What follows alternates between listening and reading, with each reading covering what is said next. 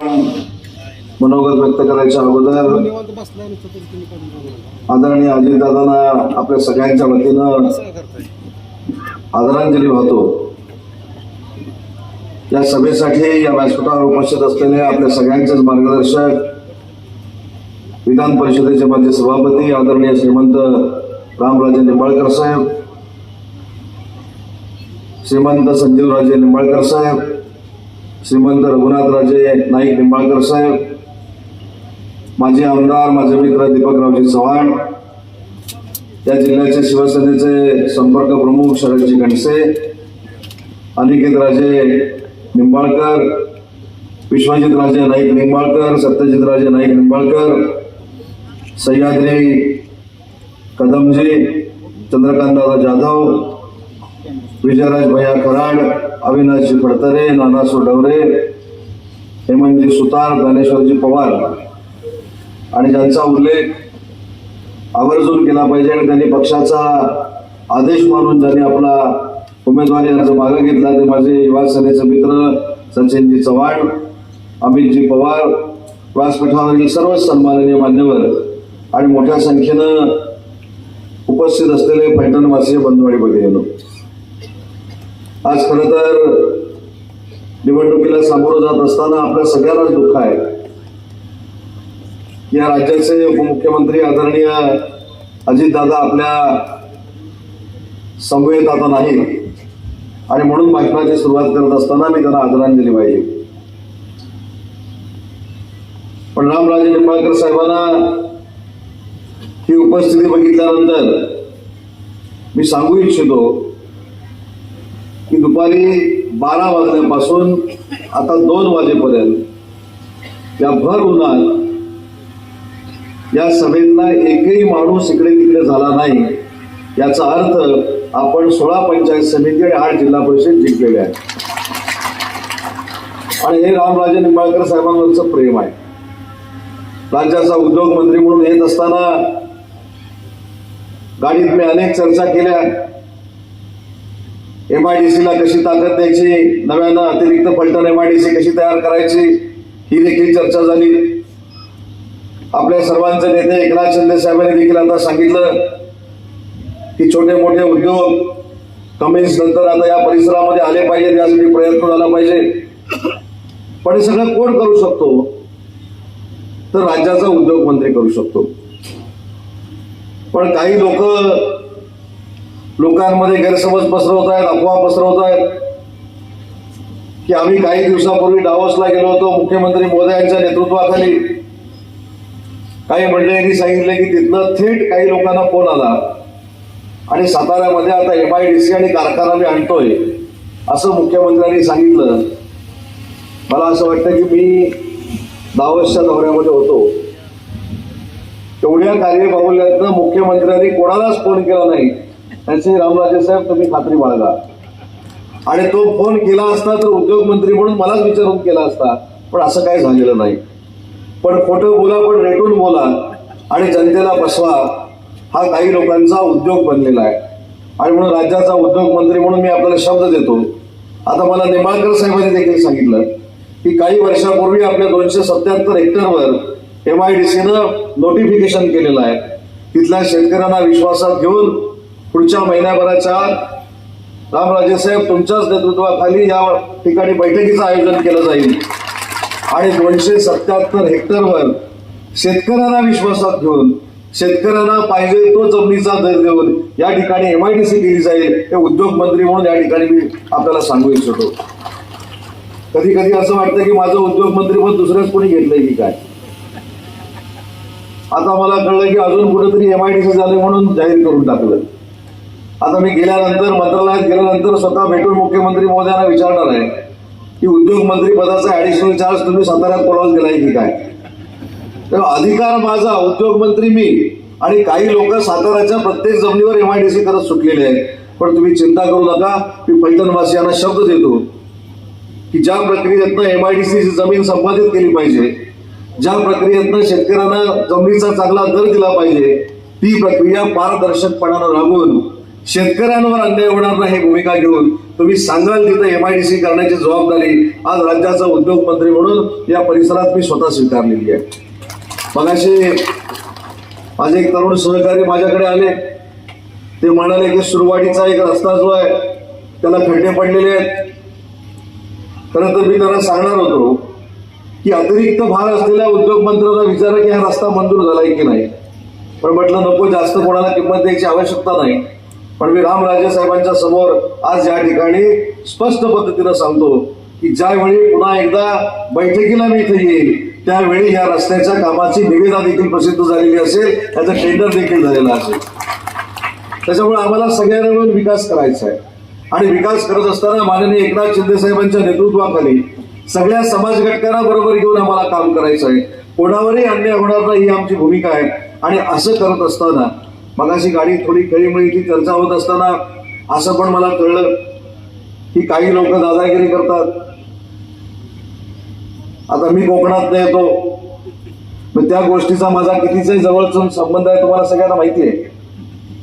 त्याच्यामुळे मला असं वाटतं की दादागिरी करून मतं मिळवण्यापेक्षा, दबाव आणून मतं मिळवण्यापेक्षा लोकांची मनं जिंकून जर आपण मतं मिळवू शकलो तर तो खऱ्या अर्थाने विकास असतो, दडपशाहीचा विकास नसतो.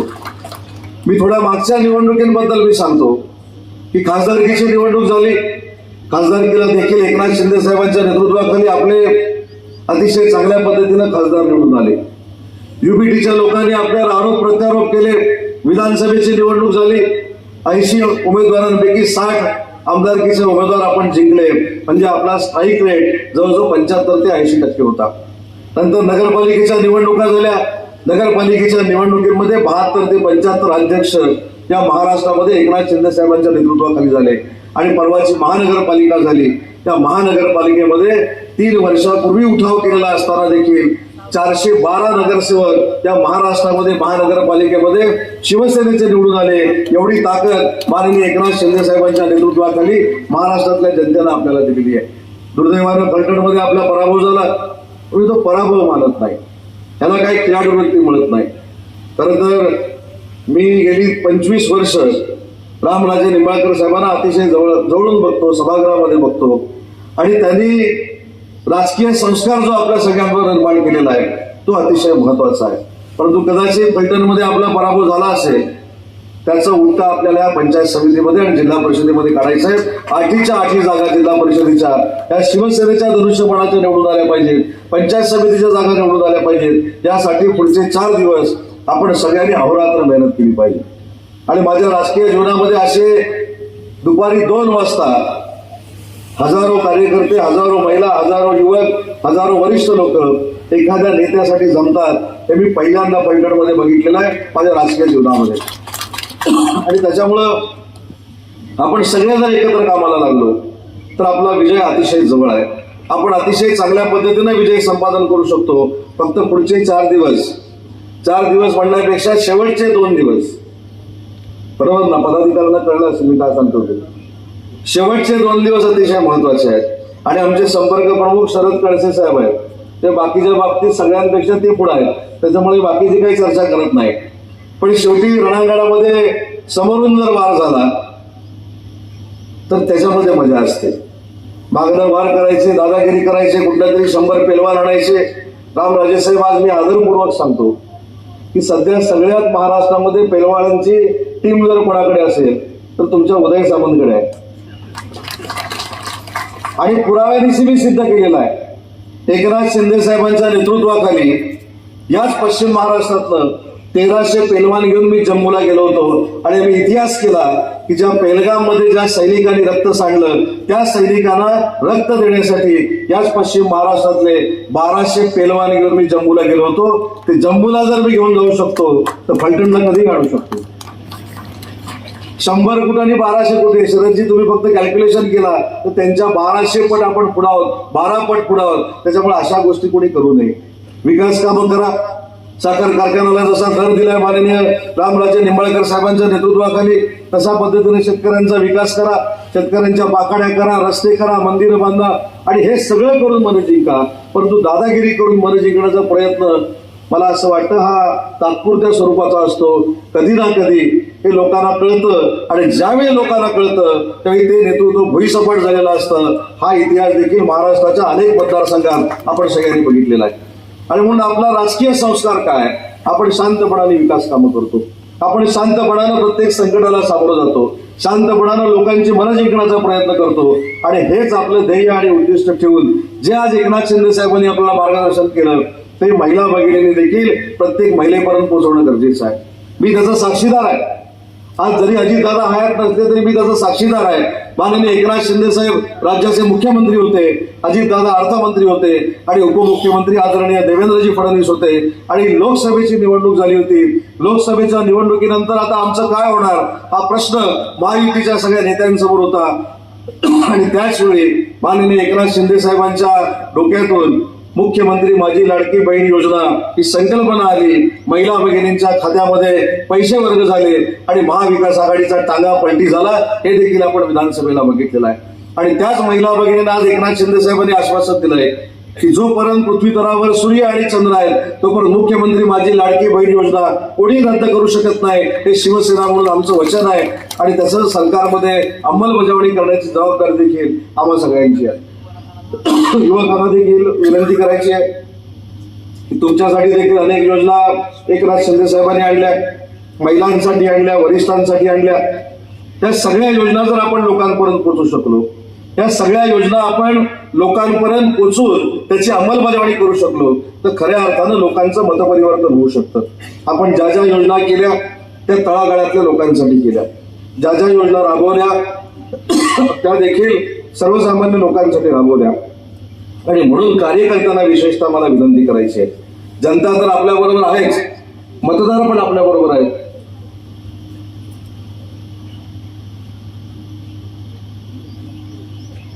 पण या मतदारांपर्यंत आपण सकारात्मक दृष्ट्या जर पोचायचं असेल तर माननीय एकनाथ शिंदे साहेबांनी केलेली विकासाची कामं, ज्याचा उल्लेख निंबाळकर साहेबांनी इथे केला. दरे हे छोटंसं गाव आहे आणि त्या दऱ्या गावामध्ये पर्यटनाच्या दृष्टीनं जी काय किमिया केलेली आहे म्हणजे अख्खा महाराष्ट्र, अख्खा देश, कदाचित परदेशातली लोक देखील दऱ्यामध्ये येऊन पर्यटनाचा आस्वाद घेतील अशा चांगल्या पद्धतीचं पर्यटन विकसित करण्याचं काम माननीय एकनाथ शिंदे साहेबांच्या नेतृत्वाखाली झालंय. हा मला आता आठवलं, एक फोन नक्की झाला होता शिंदे साहेबांना दावोसला जायच्या अगोदर. दावोस मधनं कोणीच फोन केला नाही, पण एकनाथ शिंदे साहेबांना दावोसच्या जायच्या अगोदर एक फोन नक्की आला होता. आणि त्या फोनमध्ये असं म्हटलं होतं की दऱ्यामध्ये ज्या पर्यटनाचा विकास आपण करतोय त्या ठिकाणी पर्यटनावर आधारित जर उद्योग तिथं आले तर 7 ते 8 हजार लोकांना तिथं रोजगार मिळू शकतो. ही भूमिका माननीय एकनाथ शिंदे साहेबांनी आम्हाला सांगून डावसला पाठवलेलं होतं. त्याच्यामुळे तिकडनं इकडं कोणी काय प्रश्नच नाही. त्याच्यामुळे या सगळ्या गोष्टी आपण विचार केल्या पाहिजेत. या सगळ्या गोष्टी विचार करून आपण मतदान केलं पाहिजे. कारण शेवटी मतदान करताना त्या बॉक्समध्ये गेल्यानंतर आपण कुठचं बटन दाबतोय हे आम्हाला कळत नाही, पण आपण सद्विवेक बुद्धी जागृत ठेवून जर बटन दाबलं तर ते बटन धनुष्याचं असेल ही खात्री माझ्यासारख्या कार्यकर्त्याला आहे. आणि म्हणून तुम्ही विकासाला मतदान करा. साहेबांनी काय सांगितलं, धनुष्याला मतदान म्हणजे विकासाला मतदान. आणि विकासाला जर मतदान करायचं असेल तर धनुष्यबाणासमोरचं बटन दाबण्याची विनंती देखील माननीय एकनाथ शिंदे साहेबांनी केलेली आहे. ही तर सातारा वासियांची जबाबदारी आहे. माननीय एकनाथ शिंदे साहेबांचं मूळ गाव साताऱ्यामध्ये आहे. ते साताऱ्याचे सुपुत्र आहेत आणि साताऱ्याच्या सुपुत्रानं तुम्हाला आवाहन केलंय की त्यांचे हात बळकट करण्यासाठी इथले 8च्या 8 जिल्हा परिषद सदस्य आणि 16च्या 16 पंचायत समिती सदस्य हे शिवसेनेचे निवडून आले पाहिजेत. हे आव्हान नुसतं उपमुख्यमंत्र्यांनी केलं नाही तर जो उपमुख्यमंत्री या साताऱ्याचा मुलगा आहे, या साताऱ्याचा सुपुत्र आहे अशा व्यक्तीनं तुम्हाला हे आव्हान केलेलं आहे. आणि मला खात्रीपूर्वक वाटतं की माननीय एकनाथ शिंदे साहेबांच्या आव्हानाला प्रतिसाद देत माननीय रामराजे निंबाळकर साहेबांच्या नेतृत्वाखाली या सगळ्याच्या सगळ्या जागा धनुष्यबाणाच्या निवडून येतील आणि तुम्ही एक चांगला विक्रम या पलटणमध्ये घडवू शकता. जास्त वेळ मी घेणार नाही, फक्त एकच गोष्ट सांगतो. मी रायगड जिल्ह्याचा निंबाळकर साहेब पालकमंत्री होतो. आपलं नेतृत्व एकनाथ शिंदे साहेब किती संवेदनशील आहे त्याचे 2 किस्से फक्त मी तुम्हाला सांगणार आहे. मी पालकमंत्री होतो रायगडचा आणि रायगडचा पालकमंत्री असताना एक फार मोठी दुर्घटना घडली आणि इरसालवाडी नावाची एक आदिवासी वाडी ही जमिनीखाली ढिगाऱ्याखाली गाडली गेली. रात्री 11:30-12 वाजताचा वेळ होता. जिल्ह्याचा पालकमंत्री म्हणून मी तारखेला तिथं उपस्थित राहिलो. सातत्यानं 15-15 मिनिटानं माननीय एकनाथ शिंदे साहेब मला फोन करत होते की नक्की परिस्थिती काय. आणि शेवटी पहाटे 6 वाजता माननीय एकनाथ शिंदे साहेब त्या ठिकाणी उपस्थित झाले आणि त्यांनी विचारलं की इरसाळवाडी नक्की आहे कुठे. आपण इरसाळवाडी जर बघितली तर जमिनीपासून 5 किलोमीटरवर असा कडा आहे. तो कडा चढून गेल्यानंतरच ती इरसाळवाडी आहे. डॉक्टरनी सांगितलं की माननीय एकनाथ शिंदे साहेबांना की तुम्ही राज्याचे मुख्यमंत्री आहात, तुम्ही त्या ठिकाणी जाणं योग्य नाही. तुम्ही चालत जाऊन तिथं भेटणं हे धाडस करणं देखील योग्य नाही. शेवटी 11-11:30 वाजता निंबाळकर साहेब तिथनं निघाले, खोपोलीच्या पोलीस स्टेशनला आले आणि खोपोलीच्या पोलीस स्टेशनला मला त्यांनी बोलून घेतलं आणि मला सांगितलं, उदय खरं तर मी त्या वाडीमध्ये जाणार नव्हतो, पण प्रांताने मला फोनवर सांगितलं की 2 लहान मुलं त्या ढिगाराखाली गाडली गेली आणि त्यांचं निधन झालंय. त्यांचे आई वडील देखील त्या हयात राहिलेले नाहीत. त्यांचं नक्की काय करायचं हा प्रश्न प्रांताने मला विचारला आणि म्हणून काही करून मला तो 5 किलोमीटरचा कडा चढून तिथं जायचं आहे. आणि हा हट्ट स्वतः एकनाथ शिंदे साहेबांनी पुरा केला. त्या देशाच्या इतिहासात, या महाराष्ट्राच्या इतिहासामध्ये अशा दुर्घटनेच्या ठिकाणी 5 किलोमीटरचा कडा चढून जाणारा देशातला पहिला मुख्यमंत्री कोण होता तर ते माननीय एकनाथ शिंदे साहेब होते. एवढं संवेदनशील नेतृत्व हे आपल्याला मिळालेलं आहे. आणि असाच एकदा कोल्हापूरमध्ये सभेला त्यांच्याबरोबर उपस्थित असताना एक मुस्लिम समाजाची महिला भगिनी समोर येऊन बसली होती आणि तिच्या हातामध्ये एक बाळ होतं. साहेबांना भेटण्याची तिची इच्छा होती. सभा झाल्यानंतर ती साहेबांना भेटली. साहेबांनी तिला विचारले की माझ्याकडे तुझं काय काम आहे. तिने ज्या गोष्टी सांगितल्या त्या आपल्या सगळ्यांच्या दृष्टीनं महत्वाच्या आहेत. विकासाची कामं होतील, रस्ते होतील, बंधारे होतील, साखर कारखाने होतील, पण माणसाला जर जगवायचं असेल तर एकनाथ शिंदे साहेब काय करतात हे त्या महिलेच्या तोंडातून आम्ही ऐकलं. तिने सांगितलं की माझे 6 महिन्याचं बाळ आहे. ते ज्यावेळी जन्माला आलं त्यावेळी ते जगेल की नाही हे कोणाला माहित नव्हतं, परंतु मुख्यमंत्री सहायता निधीतून तिला पैसे मिळाले आणि ते माझं बाळ आज जगलंय. ते जगलेलं बाळ घेऊन तुम्हाला मी आशीर्वाद मागायला आलेली आहे, पण तिचं अजून मी बारसं केलेलं नाही. तिला आज सगळ्यांच्या समोर मला नाव ठेवायचं आहे. तुमच्या आशीर्वादानं माझं बाळ जगलं म्हणून त्या महिला भगिनीनं त्या बाळाचं नाव 1 लाख लोकांसमोर दुआ असं ठेवलं आणि शेवटी सांगितलं हे जे बाळ आहे हे जगण्यामागचं एकमेव कारण माननीय एकनाथ शिंदे साहेब होते. एवढं संवेदनशील नेतृत्व, एवढं भावनाप्रधान नेतृत्व माननीय एकनाथ शिंदे साहेबांचं आहे. आणि त्यांचे हात आपल्याला बळकट करण्यासाठी आपण सगळ्यांनी धनुष्यबाणाला मतदान करावं एवढीच विनंती करतो. भर उन्हामध्ये आपण सगळे बसलायत त्याबद्दल शिवसेनेच्या वतीनं आपले आभार मानतो. आणि भविष्यामध्ये देखील निंबाळकर साहेबांच्या आणि त्यांच्या कुटुंबियांच्या नेतृत्वाखाली उद्योग विभागाचा विकास ते सांगतील तसा या ठिकाणी केला जाईल हा शब्द देतो आणि थांबतो. जय हिंद, जय महाराष्ट्र.